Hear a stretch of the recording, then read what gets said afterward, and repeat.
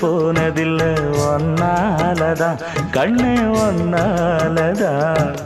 யார் பேச்சு கேட்டாலும் என் காதில் கேட்பதெல்லாம் உன் பேருதான் மெத்தான் உன் பேருதான்.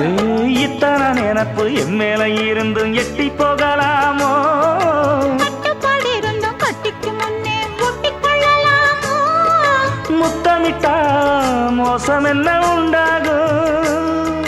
சத்தமிட்டா உன் நிலைமை என்னாகும்?